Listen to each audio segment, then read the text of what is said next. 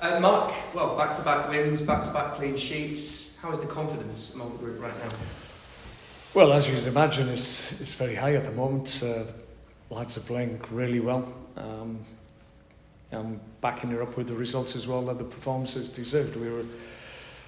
If you think back a week and a half ago, we were all disappointed with the result against Swindon, but the actual performance was showing signs of improvement, and we've been able to carry that along and added good positive results ourselves. And we've been to two difficult away venues as well against good teams that are strong in this league, and we've been able to beat them. So I mean, if confidence wasn't high, there'd be something of a problem for us, but it's fine at the moment, as you would imagine. I know you've always had great belief in how well this group can take in the information that both you and Glyn are giving to them, but are you surprised about how well that's settled into the way that they're playing and how quickly it's happened? Yeah, if I'm honest, I didn't expect us to be probably where we are at the moment in terms of understanding and changing the way we want to play. I think the progress we've made is all down to the players in terms of their willingness to take on new ideas and actually have the strength of character to try them in games. It's okay being able to do it in training sessions when it's stop-start and you can lead people by the hand and show them what you want. But in an actual league game against good opposition, you've got to be brave enough to choose the right technique at the right time. That's what skills are all about, and we're showing a great level of skill at the moment. Now you've had time to better understand their ability as a squad and understand them as individuals on a personal level. What are the capabilities, would you say, of this squad right now? Well, I think there's more to come, if I'm honest, which is pleasing. I think the guys, obviously, who are playing at the moment are playing exceptionally well. We've still got good talent to come into the group as well. So, I think, as I've said earlier, it's a surprise to a certain extent where we are at the moment, but the fact we've been able to get back-to-back wins is huge for us. It's important that good performances are tied to results as well. But I've always said the performance level is important, because you get that right, then results do follow, and that's been borne out obviously with the last couple of results. Goes back down to that word momentum, which you've said on the last couple of occasions, and I wonder whether just continuing that momentum is really the main priority for you between now and the end of the season, or is there something greater than that? Well, no, we'll try and maintain it and see where that takes us. We've got another, obviously, challenge for us, so to speak, at the weekend. We want a good performance, and key from our point of view is a good result at home. I think that would be fantastic for us. That will certainly enhance the momentum that we've already gained. I think if we can play at the level we have been doing and create the chances that I know our good positive play will bring, then I think everybody at Valley Parade will enjoy what they see at the weekend. So we've had great support home and away up to this point, and we'd just like to reward all the home fans that obviously can't follow us away, but they can certainly follow us in terms of listening to media and watching the games via apps and what have you. So we know the sport's there for us, and we just want to put a show on for them at the weekend if we can. Seems like an obvious question to ask, but what can it do, getting that win at home and having that togetherness, I suppose, between the stands and the pitch? What can that do? Yeah, well, we saw it last time out, even though we got beat right at the end of the game. The response from the crowd was fantastic. We got clapped off the pitch, so we'd like that again as well, but with three points in our back pocket, please. So that's a challenge for us. That's what we'll be aiming to do at the weekend. We're going up against a team that obviously are playing well at the moment, scoring goals, so it won't be easy. They will try and stop what we're good at the moment. So there's a lot of intelligent football people at this level, and they will have looked at recent games and will, as we speak, trying to formulate some kind of game plan to stop us been successful, but that's a challenge of playing professional football. You've got to understand that's going to happen, and you've got to find a way to win. Is it an aid to you in England that you're coming up against the opposition that you are, and particularly Forest Green, given their league standing, and obviously Port Vale now, and being able to learn more about the squad because they're going up against, you know, some of the best in the division at this stage? Well, yeah, I think the majority of the games that we've played and the ones that we got left are against top half teams, so it's going to be a test every week. But we've rose to the challenge. That was the demand from everybody, and we're doing okay at the moment. But we're still, 9 games left. Yeah. We want some really positive results in those remaining 9 games. If we do that, then everybody's going to be in good heart for next year. And let's see what this period does, and we'll do our utmost to win every single game if we can. But how realistic that is, we don't know. I don't know, because I don't know each and every team that we're going up against, and they'll have something to say about that. But our attitude is that we've got 9 games, well, why can't we win them all?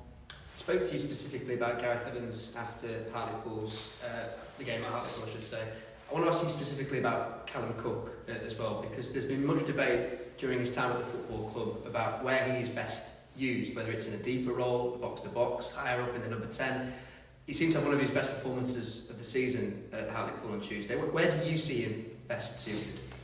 Well, he's a good footballer, so you're right in saying it doesn't surprise me there's a debate about where he's playing, because he's a good footballer, so he's effective in any number of positions.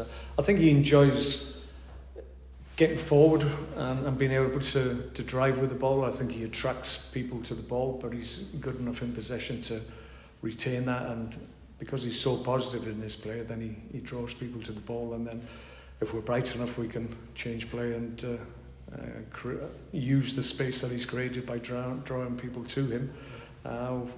We can exploit that, so he's very good in that regard, keeps possession for us as well. But we'll ask questions of the opposition, so having someone like that in the middle of the park who can drive with the ball is really important. So I think as we get better, ideally we'll try and get people in space so that they can drive at the opposition back line. At the moment we're probably doing it a little bit deeper than I would like eventually, but once we get really adept at it, we'll be wanting players to drive at the back four and commit people, and clearly Cookie has that ability. Is it in his case given him the licence to be able to go and do that and focus more on the attacking side? Yeah, it's not something we've emphasised to him. I think that's his general play, that's how he likes to play, and at the moment we're giving people basically a free hand in terms of creative play if they feel it's right, and they can affect the game, affect the opposition at the top end of the pitch. I'll give them the freedom to do that, and I'm not going to tie them down and make them think less positively. It's about, once we get in that final third, do your stuff and let's see what happens, and they won't get any criticism from me for trying something in that final third, because and I know myself that if you're a little bit bright in those areas and you do something a little bit different, that's what can catch opposition defenders on the back foot. So we've got a number of players that have that ability, and it's about making sure we get at the top end of the pitch to be able to allow them to do this stuff. Team news wise, how are you looking going into Saturday? Anything to report? We've got a little bit of concern obviously with Elliot Watts. He came off just feeling his side. It settled down. We were not quite sure how it's come about, but it was obviously quite painful, and it was giving him a lot of discomfort as the game progressed, so we had to take him off. But it settled down, so we're hopeful for the weekend, but we'll have to wait and see how he is tomorrow. He didn't train with the group today, just did some recovery work and was with the physios after. So we'll see how he is tomorrow. Alex Gilliard came out and took part in a session with the guys that didn't play the other night. Hopefully he'll come through that with no reaction tomorrow, so we'll have to check on him. So there's any number of players that can come in obviously and compensate if we do lose those two. Charles Vernon, you said he was... Charles has joined in again. Yeah, he's getting very close. Continues to look good in training. He's probably had 6-7 days now with the group as a whole, so he's getting very close to being in contention now. And on just Jamie Walker specifically, you've used him as a second half substitute in the last 2 games. Is it a case of building his fitness up to a position where he can start? Is he at that point? Yeah, Jamie's looking stronger every time he plays and every time he trains. So yeah, I think everybody acknowledges the ability that Jamie has at this club, and he's a top level player. He's a good player at this level, and yeah, the more we're able to give him game time, the more effective and influential he'll be, I'm sure. And just finally, 2 of the longer term absentees that you have, Lee Angle and Abo Issa, will we see them at all this season? We're hopeful. The last few weeks, they had significant injuries, obviously, so it's. I think we've waited so long. I think we're at the point where there's no reason to rush them back. Maybe slightly sooner. We may as well give them even a little bit longer just to make sure they're okay. So I would imagine, and I'm being told that will mean that they could be available before the end of the season. We'll have to wait and see. Touch wood. Thanks, Mark. Okay. Presumably, as you said, you're surprised by how quickly the players have taken on what you've been telling them. That's going to work in your advantage, though, that the opposition are going to be just as surprised and have to change how they think about Bradford City.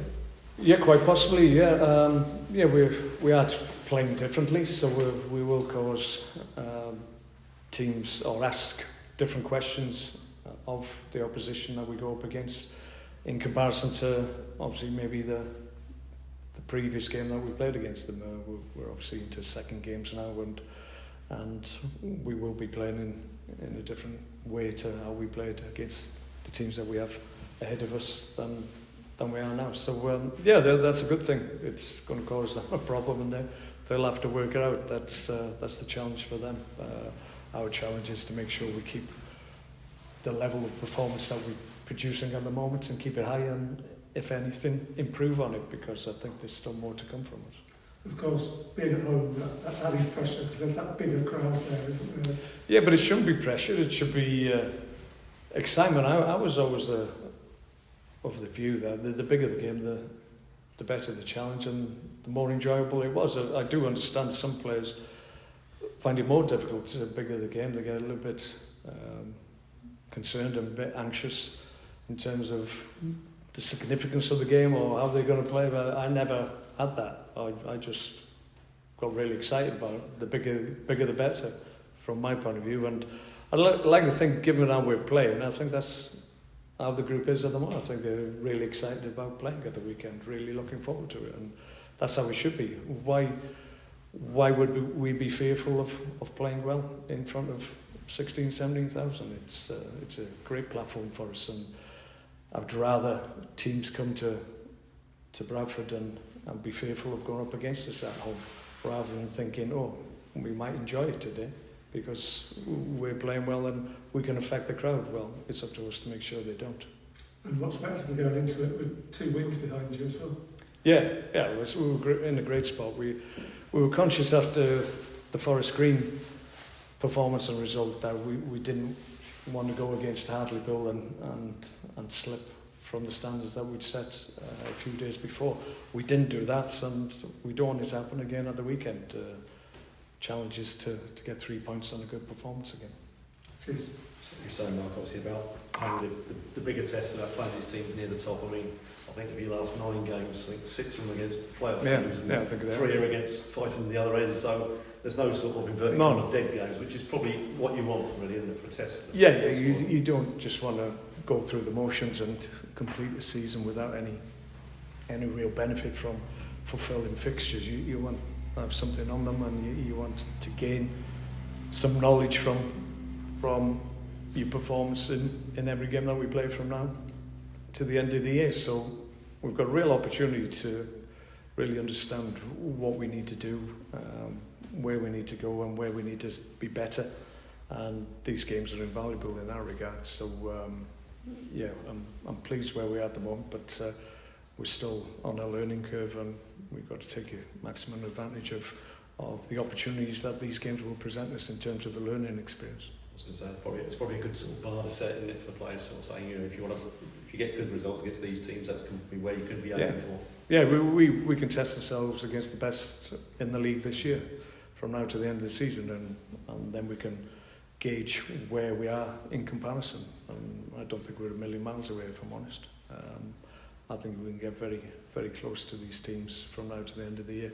Next year will be a season that I hope everyone will look forward to, because I think there's real potential in what we're going to do. I think in a way you're almost a bit of a dangerous wild card for some teams, because they'll probably look at Bradford's league position and think they're probably too far away to be effectively worrying about looking over your shoulder at them. But well, you're performing probably better than a 13th place suggests. We are at the moment, definitely, and I don't think anyone will underestimate us now. Clearly, after at least three of the performances that we've had, they've been at a good level, and yep, we must keep that level constant and be a team that's able to be consistent in what we produce week in, week out, and if we do that, we'll become a very good team at this level. And also presumably the teams coming, particularly Valley Parade, they're unlikely to sit there and park the bus, aren't they? Certainly you wouldn't expect teams... Well, no, if teams have got their own challenges, they're going for maybe playoff places or obviously trying to get promoted straight off. So, they will have to, probably in some games, they will have to just go for it, and that might play into our hands as well. So, there's what I like about this league is that there's always different challenges. There's some teams are set up differently, other teams try to be a little bit more expansive, others are very direct, and it's about knowing what you're going to face and what you have to do when these different questions are asked of you. And that flexibility in terms of being tactically aware is important for us moving forward as we grow as a group. And obviously, you know, you're getting to grips with League Two, sort of seeing it for the first time this season. I mean, do you think there's sort of a little bit of a perception from outside of people who don't sort of watch this league that it's actually a better standard than probably it's given credit for? Oh yeah, very much so. Yeah, I've been not surprised because I sense that it would be the case that there'd be good players at this level. They're professional footballers, for goodness sake. So there's going to be a standard there. You don't get to become a guy that gets paid to play something that we all love unless you're an accomplished player. So there is talent at this level, undoubtedly. There's, I think I mentioned before, there's any number of players that can play at a higher level almost in every team, including ourselves. And there's other players that have already played at the higher level and find themselves at League Two, which is probably where they don't really want to be. They feel their talent is justified playing at a higher level. So there is good ability. I've seen it firsthand. I've seen it in my own group. So I'm being overly shocked or surprised by it because I sense that would be the case.